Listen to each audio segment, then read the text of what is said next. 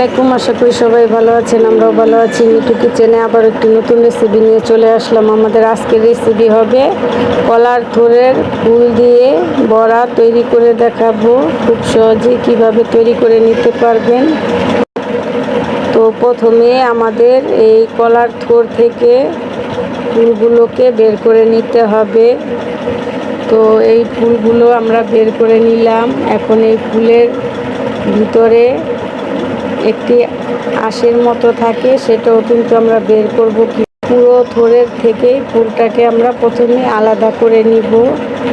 তো আপনারা এভাবে আলাদা করে নেবেন। এই তো এখন দেখতেই পাচ্ছেন কিভাবে আমরা এই ফুলের থেকে একটি লাঠির মতো শক্ত থাকে সেটা বের করে নিতে হয়। এই তো এখন সবগুলো বের করে নেওয়া হয়ে গিয়েছে। এখন আমরা কুচি করে কেটে নিব। কুচি করে কেটে নিয়ে তারপরে ভালো করে ধুয়ে নিতে হবে। তো এরকম কুচি কুচি করে কাটতে হবে। এখন ভালো করে কুচি করে কেটে নিয়ে ধুয়ে নিলাম। আর অবশ্যই 2-3 ধোয়া দিবেন, এতে কষ থাকে প্রচুর। তো কষটা তো দেখুন কেমন কালো বের হয়েছে।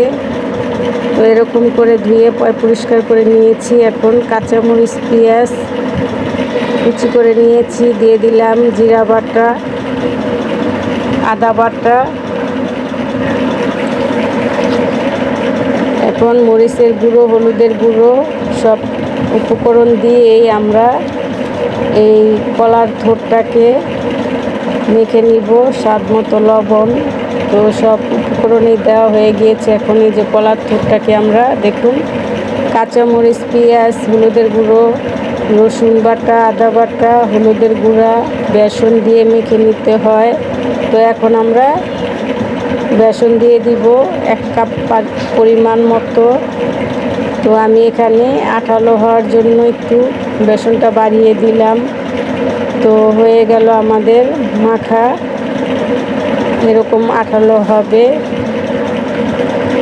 এখন চুলায় চলে আসলাম। চুলায় তেল বসিয়ে দিয়েছি। এখন নারকেল তেল দিয়ে দিয়েছিলাম। এখন এই তো বড়াগুলো আমরা ভেজে নিব। তো দেখুন কলার থোর দিয়ে কিভাবে বড়াটা আমরা ভেজে নিচ্ছি। একবার বানিয়ে খেয়ে দেখবেন, খুবই ভালো লাগবে। এখন আমরা উল্টিয়ে দিব। প্রথম সাইডটা হয়ে গিয়েছে। আর আমরা গ্রামের বাড়িতে বেড়াতে আসছি, তো আপনাদের সাথে শেয়ার করলাম কলার থোরের বড়া রেসিপি। তো এই তো সবগুলো হয়ে গিয়েছে। এখন উঠিয়ে পরিবেশন করে নিলাম। ভিতরটাও দেখুন কতটা পারফেক্ট লোভনীয় হয়েছে। তো আমাদের এই কলার থোরের বড়াটা কতটা পারফেক্ট লোভনীয় হয়েছে দেখতেই পাচ্ছেন। তো এরকম নিত্য নতুন মজার রেসিপি পাওয়ার জন্য চ্যানেলটিকে অবশ্যই সাবস্ক্রাইব করবেন। ভিডিওটা ভালো লাগলে অবশ্যই লাইক দিবেন।